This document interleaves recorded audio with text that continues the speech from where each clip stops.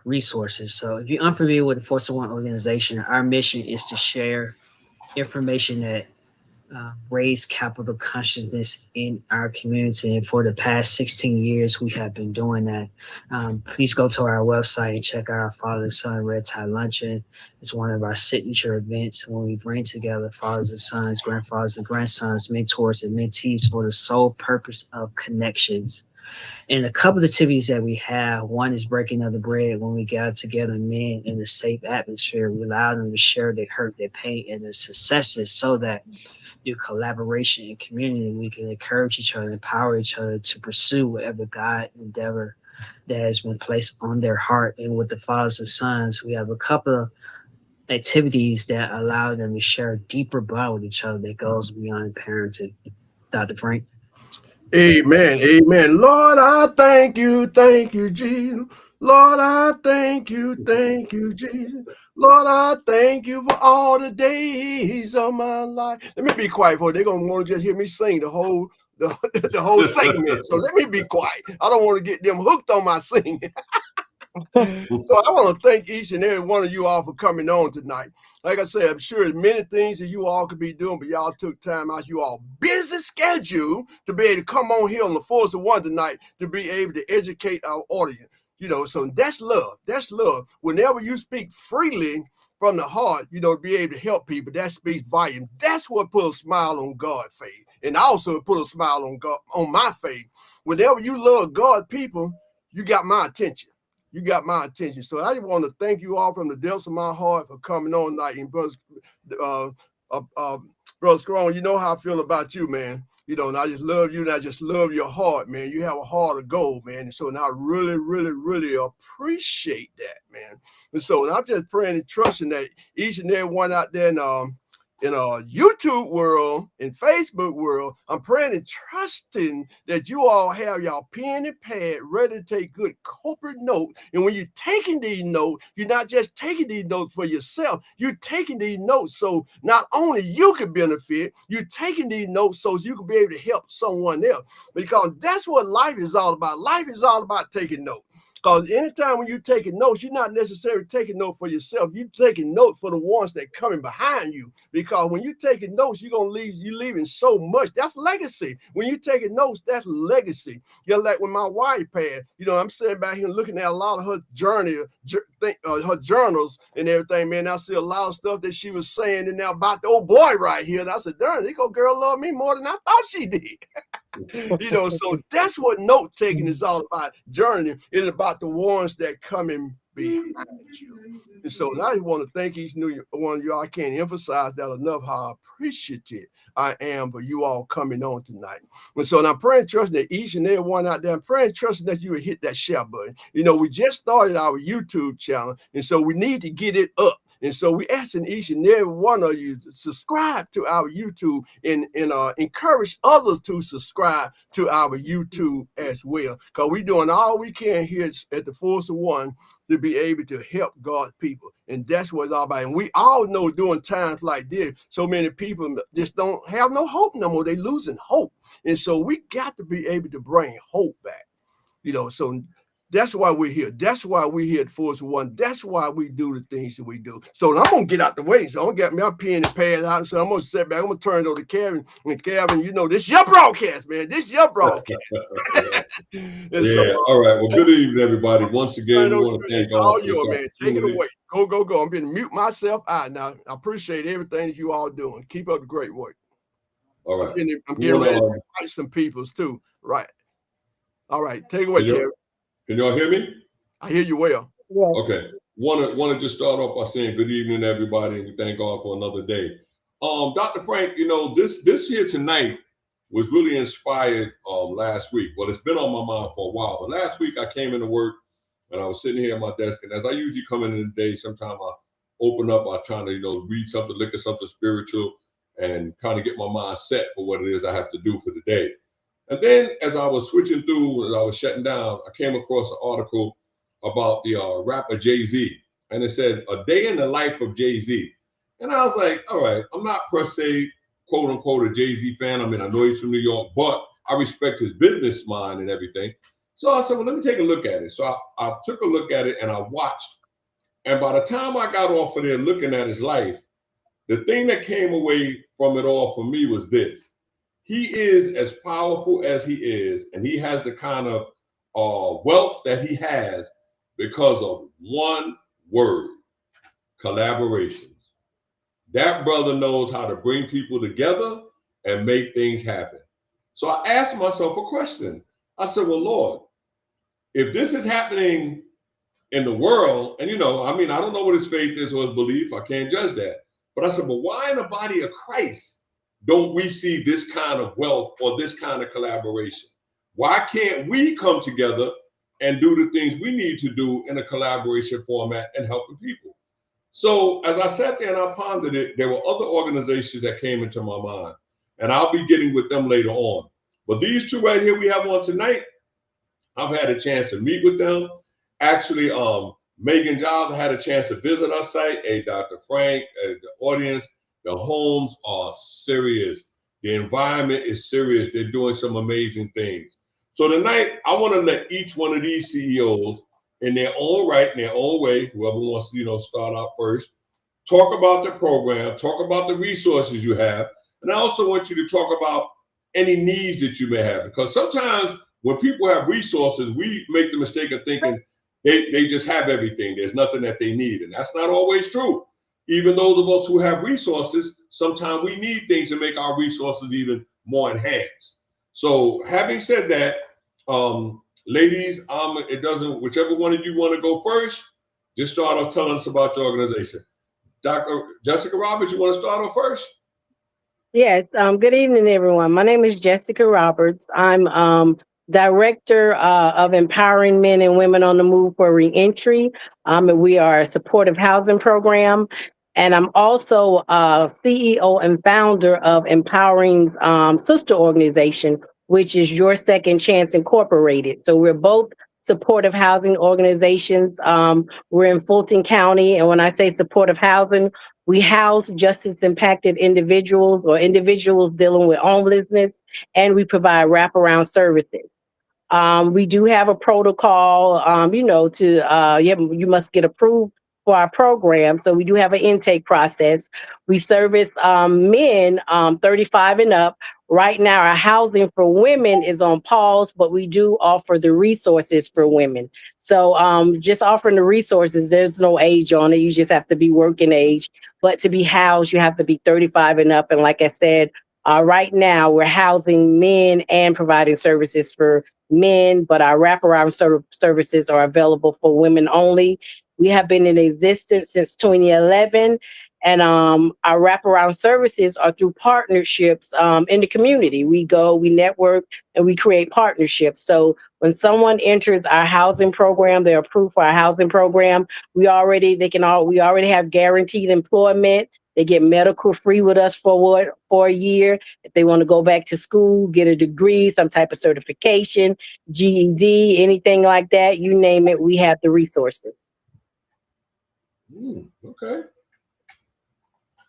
Megan? Oh, that's amazing, Miss Roberts. I love to hear that. And I want to connect after this to learn more about what you guys are Thank doing. you. But I am Megan Giles. I am the CEO and founder of Live Like Mike Homes. I started Live Like Mike Homes in 2024. I started it in honor of my little brother, Michael. He passed away in a car accident in 2021 at just 24 years old. At his celebration of life, everyone kept saying live like Mike. All of his friends kept saying live like Mike. And I asked what that meant. And they always said that he was a giving person, that he always gave back to his community, that he was there for his friends. And so I always knew I wanted to honor him. I always knew I wanted to do something for him. And so I started Live Like Mike Homes a couple of years later in 2024, where we provide transitional housing and we provide recovery housing as well. So for our transitional housing, it's anyone can come to us. anyone that has been youth that have aged out of foster care, people that are coming from reentry, anyone that has an eviction on their record, anything of that nature. That is who we service. It's private rooms in a home. And everything is always included in our base price of what we service for individuals. And then for our recovery homes, those are for individuals who want to stay sober from drugs and alcohol. And those we have partnered with different organizations in Atlanta, like Fulton County Accountability Court, PAD, and other resources, Chris 180. We operate off of their campus where they're able to provide food, they're able to provide therapy for our individuals and things of that nature. So we have 12 homes in Fulton County and DeKalb County, and we're still growing. We've been in operations for 2 years, and our goal is to grow not only here in Georgia, but back home in Florida, where I'm from, where Michael loved. And so just continuing the work that he would have done if he was still here on Okay. earth. Now, what's the youngest age you guys take, Megan? Okay. 18. So we'll take yep. As long as you are an adult, we are able to take you. Okay. All right. Now, Ms. Roberts, what has been, well, I want each one of you to kind of speak to this for a minute. What have been some of the challenges that you have found and as you've begun these services? We'll start with you, Ms. Roberts, because you've been doing it the longest. But what have been some of your biggest challenges in trying to serve the community through what you do? Well, the biggest challenge, because we are a 501c3, we're a nonprofit. So the biggest challenge is funding. We because we do the work, we're boots on the ground, and we're small but we're mighty. So the biggest challenge is funding. We are privately funded. We get a little bit of state funding, but we're mainly privately funded. So just the funding, because the bigger entities, they get the funding. But at the end of the day, if sometimes they call us, for our bed spaces. So just funding, that has been the biggest challenge. All right. What about you, Megan?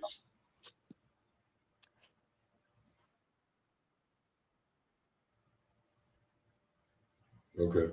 In our community, Okay. will fight. Can you hear me? There I are hear you. people. Okay, perfect. There are people who will fight what we're doing.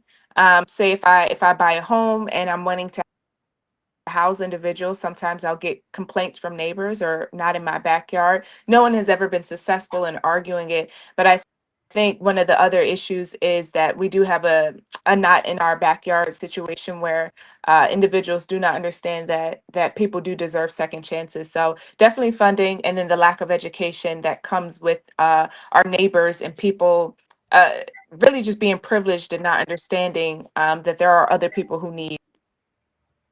Okay. All right. So now I guess, we can all, like, even for the organization I work with, Georgia Works Workforce Development, we're a nonprofit as well too, and we don't take any money from the government whatsoever. We get all our money through donations, and I gotta admit, I gotta take my hat off to our CEO. She's amazing in terms of what she does to get money. I mean, this building we're in right now, 17 million. She raised that, and I mean that's well to be spoken to. So I guess my biggest thing right here then is, and either one of you can answer, is what do you think we need to do, or what can we do collectively to start to get people? I mean, we're starting here tonight with this broadcast, but I would think with the climate being what it is right now, and so many people in need, because people that need housing aren't just people that are homeless or people that are on drugs. People are losing their homes and losing apartments because so-called affordable rent ain't affordable.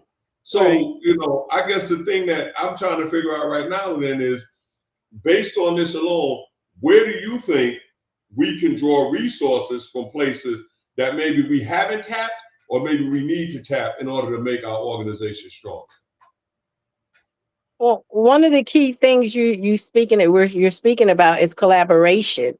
Like just to truly collaborate, because I've been a part of things, big settings where they say, we're going to collaborate, we're going to come together. But at the end of the day, is no collaboration because there's a lot of gatekeeping going on. So, but just to truly collaborate, because there's a lot of people out here that really need what we do. So really, truly coming together, pouring out. You may have resources or been exposed to resources that I don't know about, and vice versa. But just stop all the gatekeeping and just really come together and truly collaborate for the betterment of the people. Now, before we move to you, Megan, I want you to stay right there for a minute, Jessica. Why do you think there's so much gatekeeping? Well, I mean, for several reasons. People don't want, they don't want, they figure somebody else is going to outdo them or do better than them, but it's not about that. And when you're for it's about the people, it's about the impact. So we can just put our egos aside, or put as too many, like the saying goes, too many chiefs and not enough Indians. But like I said, we all can come to the table with different expertise for the betterment and to really have an impact with, in regards to helping people. So put the egos to the side. It's not about us. It's about the people. It's about the community. It's about helping the people. Well, I'll tell you what, before I let Megan speak, I'm going to do a Bernie Mac right here. I'm going to say what you wouldn't say. It's about people being greedy. It's about people saying, look at me. It's about Right. people wanting to say, well, look what we do over here. And I agree with you. It's not about that. What I have found in my experience, and I've been doing this for 40 years, when you render services to people with sincerity and genuinely, and they honestly know you care, money ain't an issue. People Right. will support it and people will help it. But too much of that individuality. Megan, you want to speak to it? Yeah, I definitely agree. I think it's people seeing it as a competition. And it's not. I'll give you an example. I was talking to a guy, and I was like, he has been doing this for over 20 years. I've been doing it for two. I'm an attorney by trade. And so I've only really gotten into this because of the loss I had. And I was just asking for his mentorship and his guidance, and he was doing a lot of great things, and he still is doing a lot of good things for the community. But he was telling me, oh, I have a connection, and all of my guys get free food. We're able to get free food and things of that nature from this really good organization. I was like, oh, that's awesome. What's the name of the organization? I could, use that for my people. It's not for myself. It's for the people of the house. He said, oh, I'm not giving you that name.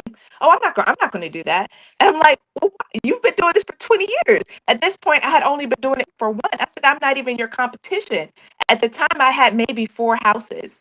And I'm like, I'm new to this. I'm asking you for your help. It's not for me. I'm not eating the food. I'm not taking the food home. I'm trying to feed other people who may not have the resources. I'm trying to feed other people who may not be able to eat tonight. So I don't have to keep buying it out of my pocket where I'm like buying them noodles and stuff. And I'm like, that's not healthy. What's the resources? It's a big organization, like you say. He's like, oh no, I'm not sharing that information with you. So it's like you all said, it's competition. I've had people tell me several times that they're not going to give me information, that they're not going to help me. Figure it out. You'll be able to do it. You're so smart. You'll figure it out just like I did. And sometimes it's discouraging, but they're right. I am very smart, and I am going to figure it out. It may take me a little bit. I'm going to get it. I wish you would have told me, because I could have got it in 5 minutes instead of 30. I'm going to figure it out. But it's that. It's the sometimes I consider it, because I'm younger, I consider it like an old school mentality where they want you to dig it out, like, just like they did. And for me, it's not like that. And so when people call me and they want to do what I'm doing, I'm like, sure, I'll give you a tour. Sure. Like, ask me any question.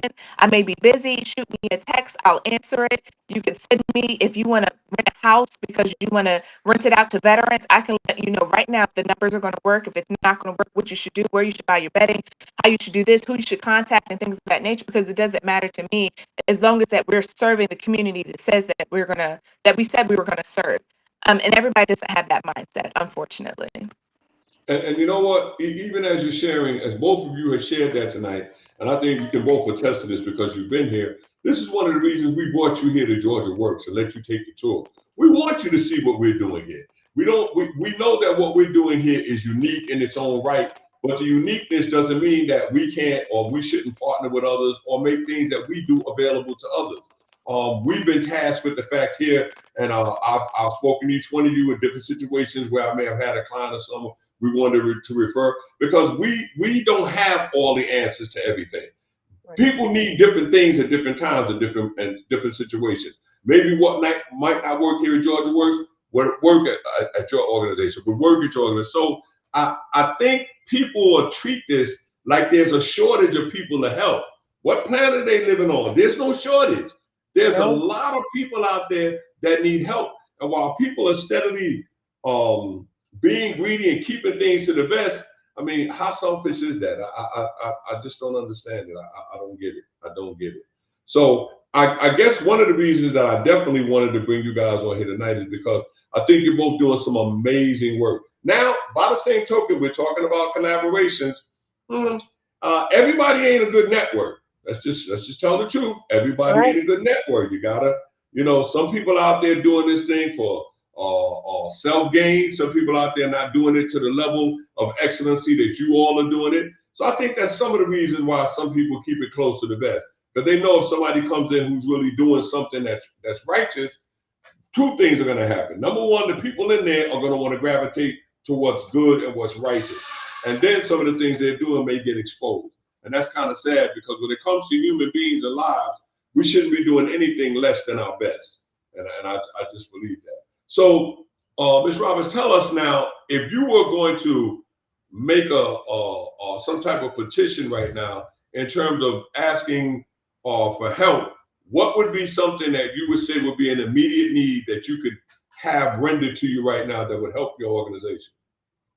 Right now it's like I said, funding. Because right now we operate out of apartment complex. So our ultimate goal is our own building, a one-stop shop. So we rent out units in the organization's name.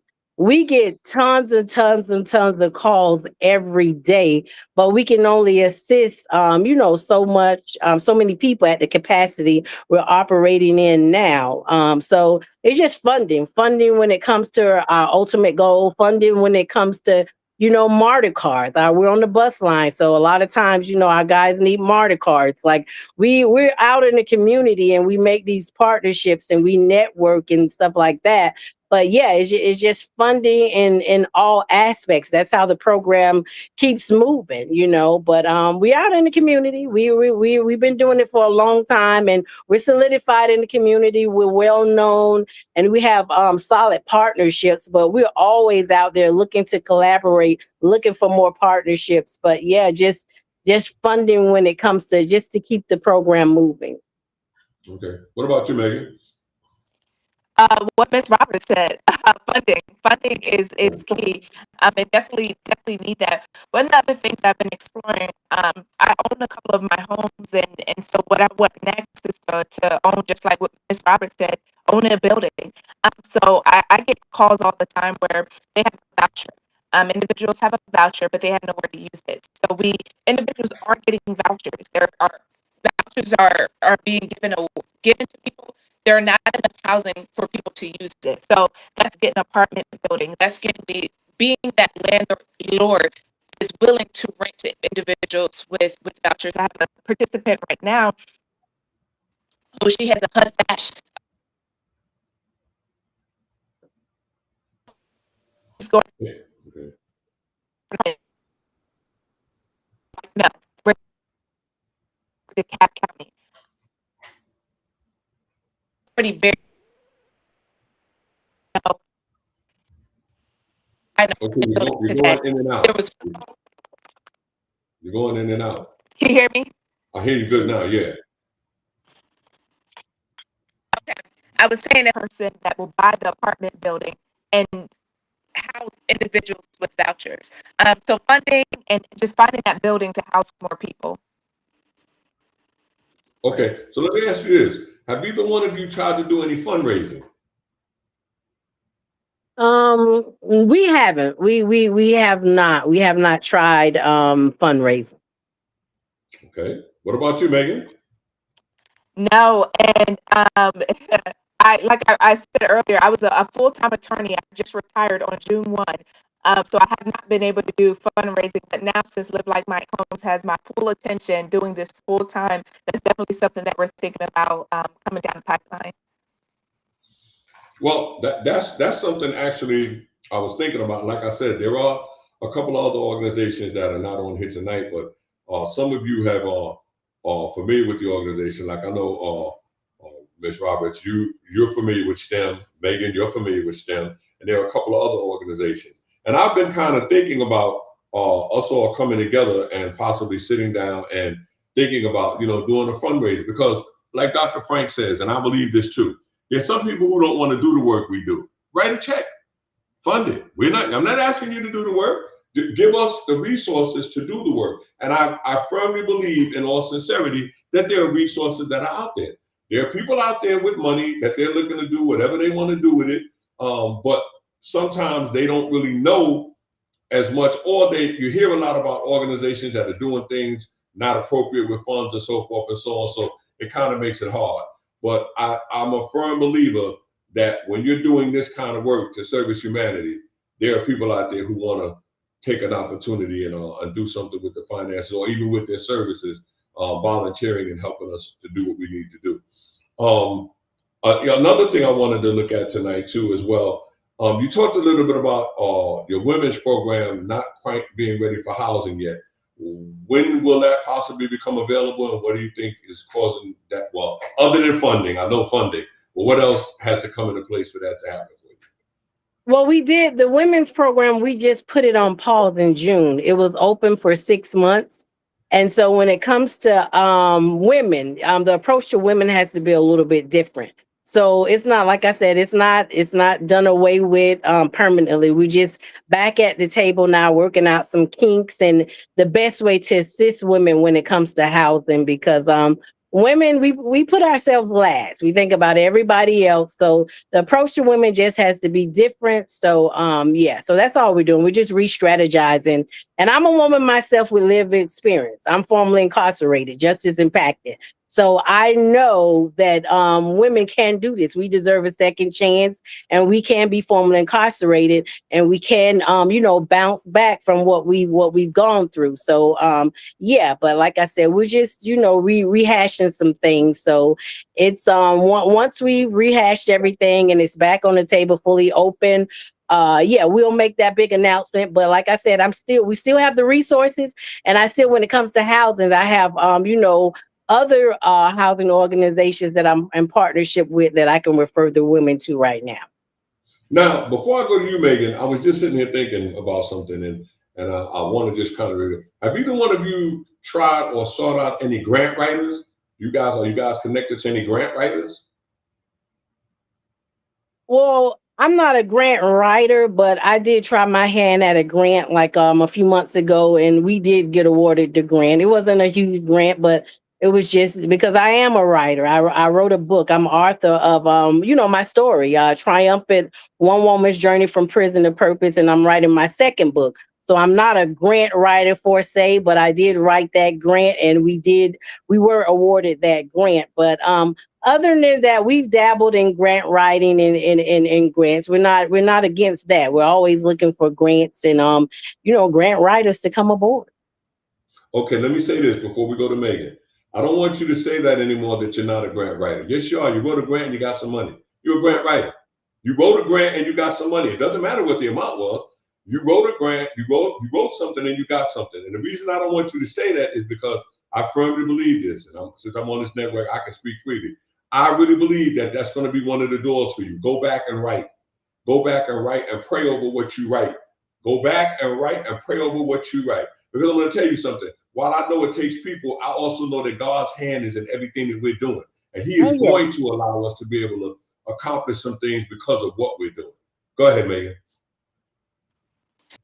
So we haven't applied for any grants. My godmom is a grant writer, so she said she would help me, but still out there looking. Okay, all right. Because I know for us, I know that we've been looking at starting to get some grants involved, and we're putting some things into place right now. So I know that that's going to be a key for us. And see, that the thing about the grants is, once you get the grants, that doesn't mean anybody can come in and tell you what to do. They give you some money now, they're going to trust that you're doing what you say you're going to do. But it's different than when you get federal dollars. When you get federal dollars, they ain't coming and tell you how to do what you're doing. And a lot of people try to stay away from that, because they want to be able to do certain things in a certain way and get things to move in the right direction. Talk to me about the teens that you might encounter, Megan. Are you encountering a lot of teens in the service you're doing? Sorry, can you say that again? Are you encountering a lot of teenagers in what you're doing? I know you say you do it from 18 up. Are you encountering a lot of teenagers? Sometimes I do, and then for those youth, those teenagers, it's usually youth who've aged out of foster care, and so it's usually those individuals, and I typically refer them out to First 180. But yeah, they're definitely out there. There needs to be more resources for youth who are aging out of foster care. Okay, all right. Now, 35 and up, that population can be quite trying because when people have been in longevity in anything they've done, whether it be negative or positive, it takes quite a bit to turn that around.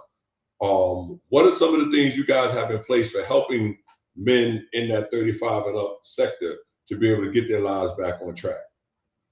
Well, believe it or not, 35 and up, and we even do a lot of our guys are lifers. They're our best ones because they've been away and they finally get it. They finally get it, and they're a lot of them, went to jail or prison when they were younger, were teenagers, young teenagers. So they're coming back home now, 45, 55, 65. Our oldest client, he just turned 76 a couple of weeks ago. So it does it, and that age, well, what we do, we have we call an intake process, a vetting process, because everybody isn't ready, and that's fine. Some people get it when they get it. So, our interview intake process, it's not 100% proof, but it works. I say 90% of the time, because we know we've been doing it for so long. We know what to look out for in the conversation. We know, it's just a conversation. We're not judgmental. We getting to know them, they're getting to know us, and we know the signs because we have been doing it for so long. So we kind of know when they're ready and not, when they're serious, because once that we just don't offer a bed, we walk side by side. We don't call them our clients. We call them our housing guests, because they are our housing guests. They're people. So we walk side by side with them. And like once they say, well, I got it now, I know how to go in the bank and conduct my business. Okay, you go in the bank and conduct your business. But until they say they got it, we're side by side there with them at appointments initially and things like that. So 35 and up seems to work with us. Like I said, it's like 90% it works in that vetting process. That intake process works. And like I said, we get calls. We go inside the facilities and we do what's called pre-release. So we go in and we're able to talk about our supportive housing program, so the guys know, what's out there. Because we find out a lot of guys don't know about the programs that are out here to assist. So we go in and do what's called pre-release, and we talk about our supportive housing programs that way. That way they know that we're out here in the community, and we build relationships with the counselors and things like that. So if somebody's interested in our program, then the counselor connects us, and we go in and we speak to everybody. We'll speak to a group that are interested, and then out of that group, once we explain the program, out of that group, if the individuals that are still interested, we'll have one-on-ones with them, just to find out their situation, because certain thing is confidential. So we don't hold those conversations in the group. And then once we go through that approval process, that gets the ball to rolling. And and if they get approved for the program, once they're released, they release to the program. Okay. So Megan, take me through the front door of Live Life Like Mike, from the front door transitioning to your program. What does that look like? Yeah, so usually it's coming from referrals, and now it's Okay, I can't hear you. Can you hear me now? No. Oh. I can hear you. Oh, you can hear me? You hear her? I can't. I can't hear her. Okay, can you hear me now? I hear you a little bit, but go ahead. You can hear her? I can hear. Okay. All right. Let me see if I can change my settings so I can come out a little bit. There we go. I just heard you there. I hear you now. Okay, so for my it's choppy. It's kind of choppy now. Hey, I've been through that. That's what I was going through the last couple of weeks when I was trying to do it at home. That's why I stayed in my office tonight. Reception here is better. Yeah, I don't know what's going on. I can Okay, hear but you Miss Roberts, good. can you hear me I like can hear you this? Yeah, Can you she, hear she me said good she like can hear this? you real good. Perfect. Okay. So how we work and the intake works is that I'll get a call or a text. Usually now for like my transitional program, is word of mouth. It's old clients who have stayed with us, who now have apartments. They'll refer a friend and they'll say, "Hey, call Megan. She'll help you guys out." And so I will talk to them over the phone. I'll get to know them. I never accept anybody over the phone. We do have to meet in person and do a walkthrough of the house. I want you to meet the other people. I want to meet you. I want to be able to see and assess if you're going to be right for the individuals that I do have in the home. And if they are right fit, then we move them in for our transitional homes. They'll stay. We'll help them and support them with whatever they need in that part of their lives. It could be they've come out of reentry and they need a job. It could be youth who've aged out of foster care who now want an apartment. I had one guy who was a college student who wanted to go to law school. And so I gave him tips about the LSAT and preparing for law school and things of that nature. Um, for our recovery homes, it's usually a referral from PAD, usually a referral from accountability court. And then usually those are assessed by those organizations, but they also come to us and they're assessed by us as well. And those services are usually outsourced and provided by whatever partnership we are working with. For example, accountability court, if they're sending their individuals to us, accountability court, they make them go in every day. They do classes, they do drug testing, they do all the things that they need. And then at our facility, we do daily meetings at 9 o'clock, where we ask the entire house, unless they're at work or school, um, or wherever else that they have to be at. We'll do our daily meeting where we talk just about whatever that we need to talk about. Usually it's an AA or an NA meeting. And then people go and do their outside program. And so that's typically how we run our two different programs. Okay. So let me ask you a question then. So right now, this is for you, Miss Roberts. With the program that you have right now and the men that you have in your program, what are some of the things that you could see or that you see going forward with that you'd like to see improve in terms of what you're doing with them? Oh, here's what it is. Employment right. How do you handle employment? What do you guys do in order to get the young men, get the men employed? How do you guys go about that? Well, I mean, we build like I said, we network. We go out, we're boots on the ground. We build the partnerships. We network, we build the partnerships. We visit staffing companies, we visit just regular companies and explain what we do. And we advocate for the guy. And we tell our success stories, and like I said, I have lived experience, so I tell my story, so that works for us. So once we network, we tell them what we do, and people are willing. A lot of people, like organizations or companies, especially staffing companies, are willing to take a chance, and give our guys a chance, and that works for us. And what I did want to mention is that you don't have to be in our housing to take advantage of our resources.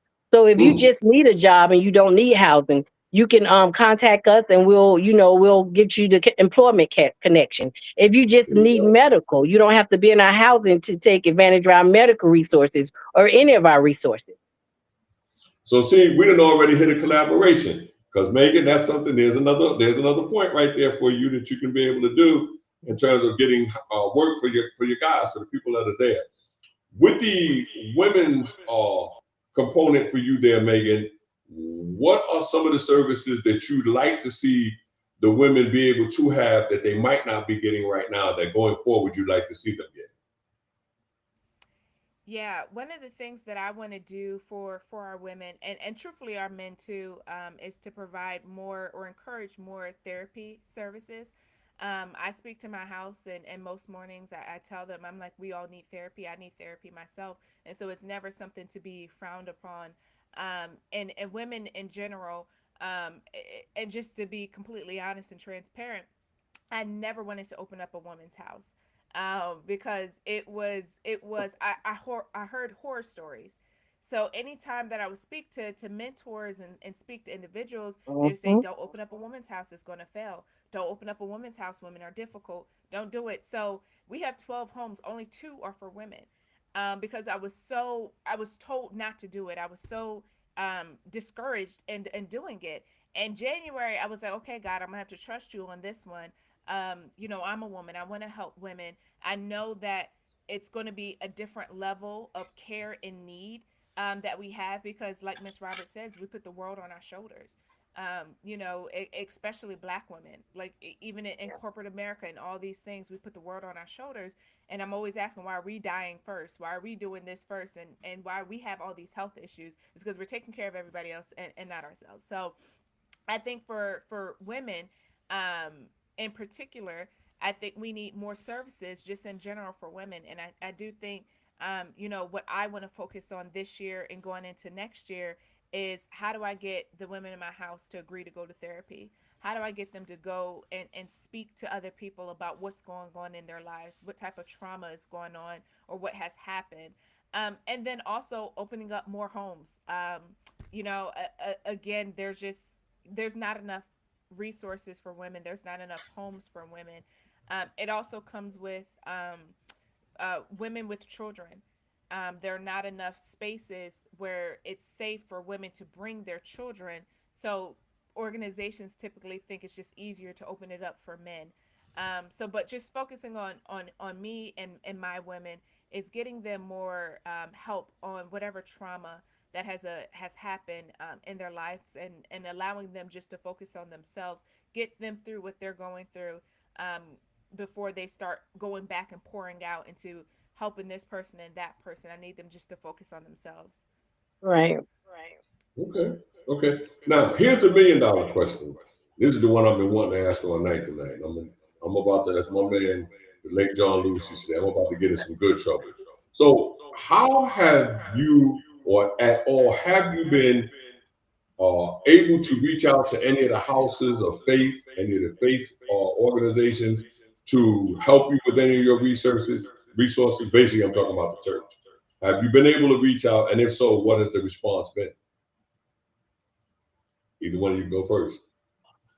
Well, we have one church that we know one of the ministers there, and so they help out a little bit. They help out a little bit with martyr cards and things like that. But outside of that, no, we don't get much assistance or resources or whatever from churches. Well, do you reach out to them? Do you try to make them aware of what you're doing? Well, yeah, they know some of them know we're in the community. So we try to do like a I have an echo in the background. We try to do a partnership, even with, like I said, our ultimate goal. But they had this program, you could do a partnership with a church. I think it was like state funded, but it was like, some of the older churches, they're I don't know. They When it comes to business, they're not up to speed on the business aspect of things, and they've been burned in the past where people try to take their land and do things like that. So a lot of them kind of like when it came to that, we tried to do that with the church, and it just didn't work out. It's a lot of trust issues and different things going on. Like I said, from them getting burned in the past, but we some churches do know that we're out there. We're not a faith based, although myself and my business partner, we believe in God. We're not a faith based organization, but we have reached out to some churches, but it's just that we haven't gotten much help in that aspect. Okay. What about you, Megan? I think I reached out to one church. I never got a response. However, I did meet a church leader, and he actually is very good at donating food once a week. So I have not been great about reaching out to churches, but the one church I have met, usually he comes to the house every week and he drops off food. He could just be associated with the church. He hasn't really. He said he's a minister, so I'm not sure if it's his church or if he's the pastor or anything, or if he's just one of the individuals in the church, but he does say that he works with the church and he is here on behalf of his church, and he does donate food to us at least once a week. Okay. All right. So I guess right here for the next 20 minutes or so, this would be a good thing to do. So starting with you, Ms. Roberts, what is your vision for seeing your organization at its best with everything that you have a vision for coming forth out of it? What does that look like? I mean, like I said, our the vision is our one stop shop. We have it down. We've been doing it out of an apartment complex for all these years. And so, like I said, we get the calls. We know there's a need to impact and help more people, but it's just a one stop shop with the living quarters and the resources all on one at one location. And we visited New York, the Fortune Society. They do things on a grand scale. We don't want, and if it's God's will for us to get that big, yeah, we'll do that. But it's how that program is ran is immaculate. So we visit other states to see what they're doing, and we want to incorporate some of those things here in Georgia if we can. But just that one stop shop, owning our own building. Okay. Megan? Yeah, I think what it'll look like for me is being able to expand in Florida, go back home and help the individuals of my state. I know I love Atlanta. I've been here for now 7 years, and this will be home for a long time, and I enjoy helping the community here. But what successful look like for me is being able to continue to be successful here, continue to grow here, but also go back home and be able to do and replicate and expand, live like Mike Combs back in Florida. Okay. All right. Here's another thing I was thinking about too, and I know here at Georgia Works, we encounter this quite a bit, and we've made some really good collaboration with some organizations as far as the mental health aspect. In regards to, we'll start with you on this one, Megan, in terms of getting mental health for some of the people, because I'm sure with the different people you get from different walks of life, that's a service that's needed. Is there something that your organization may need in that regard that you haven't quite got that you'd like to see be supported?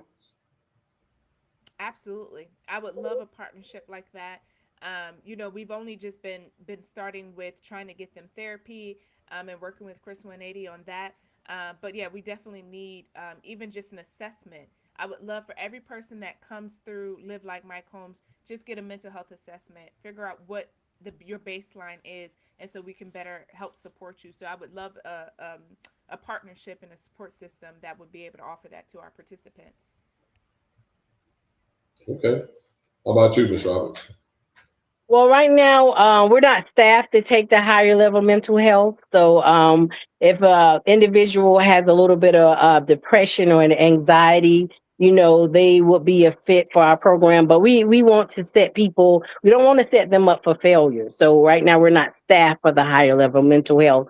But we do with our medical. The medical covers health, vision, and dental. And under the health, if our guys need therapy or counseling or anything like that, they can get that through that 1 year medical that they get with us. Oh, okay, okay, okay. That's good to know. That's good to know. Okay, so and getting ready to wrap this up.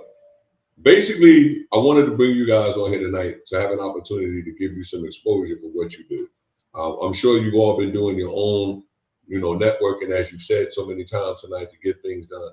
But I'm a firm believer that, media, and believe me, I'm not a guy who was up on media that much. I got like this through Dr. Frank. I mean, once I partnered with him, then, and I think that one of the things that I want to see happen or come out of all of this, and I'll talk to both of you at a later date about this. I want to do a fundraiser. I really do. I want to get together with people, sit down, let's brainstorm, because I don't want to believe that, these kind of services have to remain anemic. I believe that there's money out there that people want to do good things with. Now, to speak to what you said, Ms. Roberts, it's a trust factor, no doubt about it. There have been a lot of people out here who have done things that were not correct.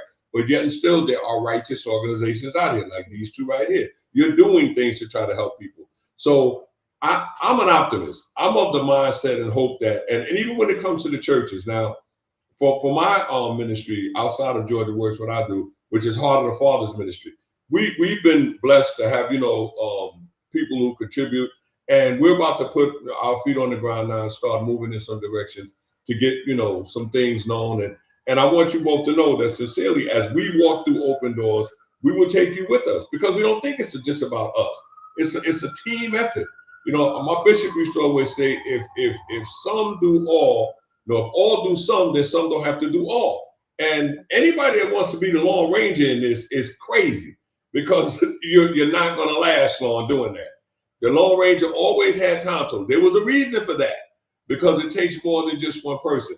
We've gotten to the point now where we were saying for a long time it takes a village. Now, I'm of the fact right now it takes a nation. It's got to be bigger than a village now. It's got to be bigger than that. It's going to take a nation. And I think, nations are built by city by city, neighborhood by neighborhood. So these are cities right now that we're looking at. And I just believe that if we put them together, we can get something very grand out of it. Let me ask you this. I'm just sitting here brainstorming, but what I would suggest to both of you, when you get a chance tomorrow, start looking up companies. Just go in and just look up companies that do grants for what you do. There are a lot of companies out there, Fortune 500 companies, who give away money. They do. And I'm telling you what I know, because I've had some people do it and get some pretty good money for it. So start there. I know you're doing everything in your communities, and we'll keep doing that. And my prayer will be that some of these mega households of faith might see this and say, hey, can we partner with you? Because I'm going to tell you something. The church is a great resource. It's probably the richest resource, truthfully, that you can get on different levels. The question is to the degree that people just want to engage things. And I mean, if you a lot of our issues and things that you guys are dealing with day to day, I'm not saying no churches do it, but most churches aren't doing it. They're not doing it. And I'm not saying that they're bad because they're not doing it. Maybe they're not equipped. Maybe they don't have people in there to do it. But if you don't, and you got people in your congregation who got family members who are dealing with it, why not support it? See, you can't tell me that ain't happening. I know it is. I'm in the church sector. I talk to people. I counsel people. People out there, if it ain't you, it's your cousin or your uncle or your aunt. Somebody need help. So why not support it? Right. And I don't know. I guess me and God, we just on this thing right now. He told me to do this tonight, and that's why I did it. And the collaboration is going to get bigger. Now, what you said tonight, Ms. Roberts, you said you go to these things, people say collaborate, and then when it's over with, nothing's done. I've been a part of a lot of those. That's not what we're going to do right here. I'm asking God to keep it alive in my heart. So anything that I'm doing that I get an open door to, I'm going to let you know. And Megan will attest to that. I've been talking to her and helping her. And I'm going to help you both, because I just believe that when it's a lot out there that's still untapped and untouched, that can be got. So I want to applaud you ladies for what you do. I think you're awesome in what you do. I'm happy to have made your acquaintance. And, I will publicly say it right here, right now. All of my gifts, talents, and resources and anything else I can do are available to you to help you to get your organizations where, you want them to go. Dr. Frank, if you're still around, if you want to come back on now, we're pretty much done here. This has been good, though. This has been good. Okay, I don't know where he's at. Well, why are we waiting for him? Oh,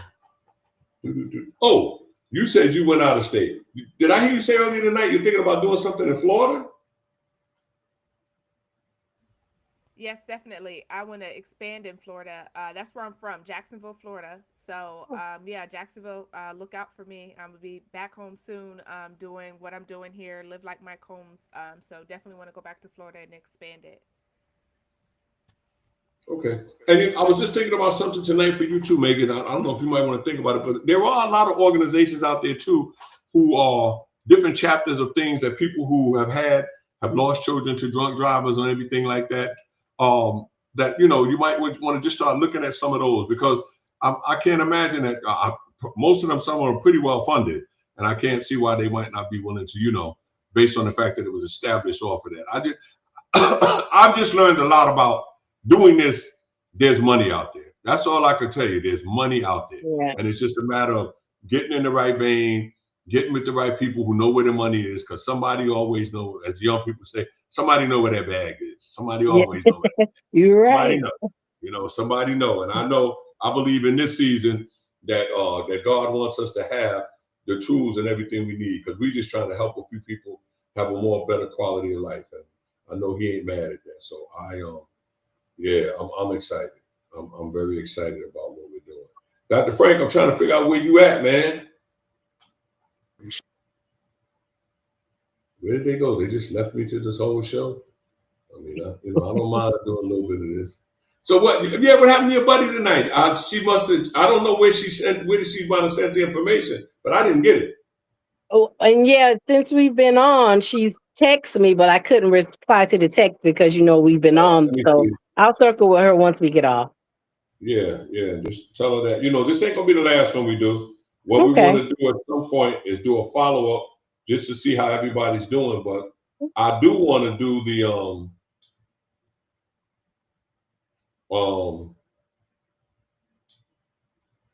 the fundraiser. I just gotta just try to figure out. Like I said, I want to get with a couple other people and just see what we can do. And yeah, we're gonna charge people to come. Yeah, we're gonna do that.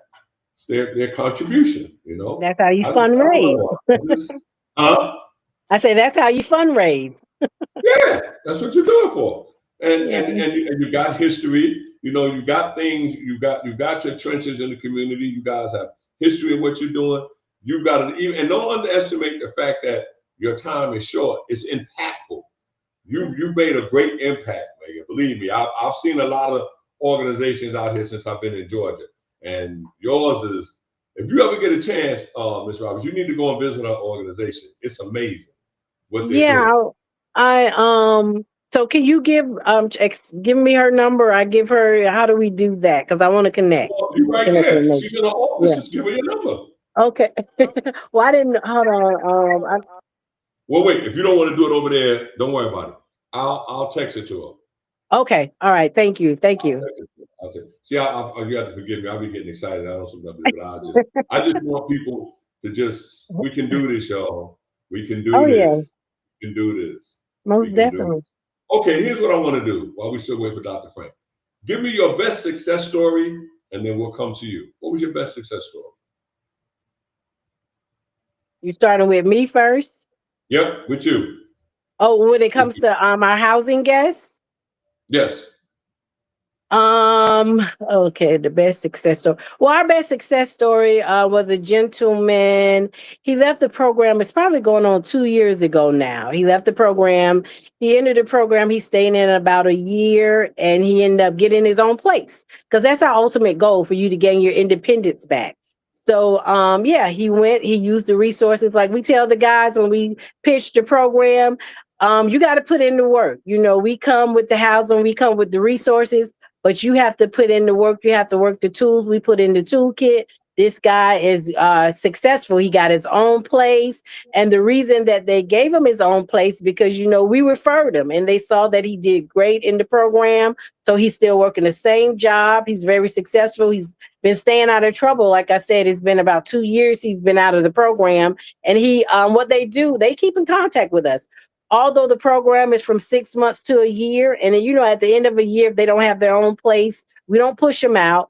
But it's a lifetime program. As long as you do good in the program or did good in the program, you can always reach back. So we have a lot of guys that reach back to just, keep us abreast of their continued success. But this guy is doing wonderful. He stayed out of trouble.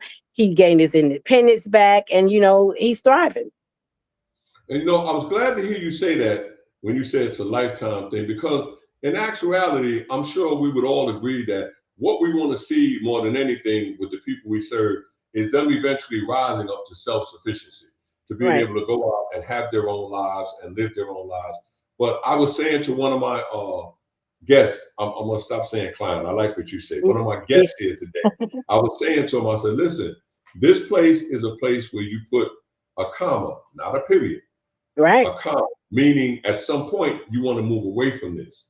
Right. But nobody's going to push you out. We just want you to be making constructive steps towards eventually branching out and doing Right. what you need to do. But I love it when Right. you say that they can stay there as long as they need to be. How about you, Megan? What's your best success story? Yeah, my best success story is probably I had a young guy that came. He came from Grady. He had he said he had like brain trauma. He had never worked a day in his life. He was maybe 28, 29 years old, and he's never worked or anything like that. But just started to encourage him and minister with him. He went to CEL school. He's moved out.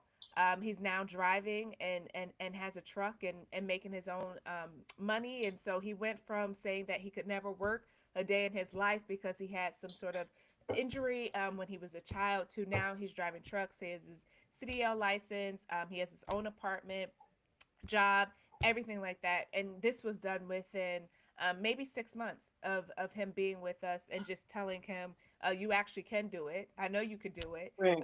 You just have to figure out what you want to do. And you have to change your mindset of stop saying, well, I Right. can't do this, I can't do that because of this injury or this trauma. And because the state has awarded you this money and saying, okay, well, you're disabled. Well, no, you're talking to me just fine.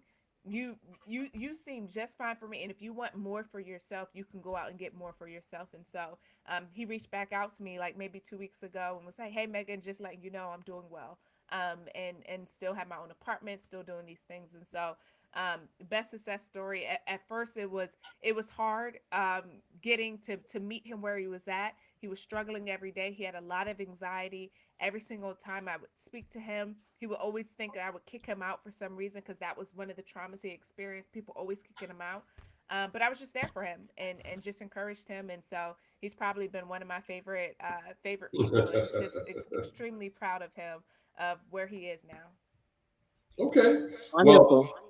Well, I'll tell you this one from Georgia Works. I can't remember his name. He was one of my guests, and he came into the program. He was battling alcohol, and he was well. First of all, let me just say this: we I've learned this here where we're at Georgia Works. There are three types of people who come into our program. The first type is the ones who come in, they're ready for change. You don't have to prod them, poke them, or push them. They ready to get it done. And they come in and they hit the ground running to do what they need to do to get better. Then there's the second set that comes in. Now, these are the guys who know they need to make some changes, but they're not sure to what extent they're going to change or how to change. Then there's that third set. Those are the ones who come in wanting to hide from the choices or the consequences, or they don't want the consequences for the choices that they've made outside. So they hope they can come in and stay under the radar long enough so they can go back out there and try that insanity again. So we've learned over the years how to recognize those. But my guess, he came in, he had a problem with alcohol, but he was determined he wanted to get his family back. He was separated from his wife. By the time he graduated the program, he was restored to his family, and he now works at I can't remember the name of the resort, but it's here in Georgia. It's up in the mountains too. Very nice resort. He's the head director of food services there. He left here making $100,000 a year. Yeah, that's probably the best success story we've had coming out of Georgia Works. Major, major. So I know that these kind of services work, when people are given an opportunity and held up and just given hope that there's nothing that they can't accomplish or do. So that's where we're at. Well, I don't know where Dr. Frank is at, but it's after 10, and I guess, yeah, they're supposed to be for an hour. Let me call him. Let me see. Send him a text and just say, come back on. But uh,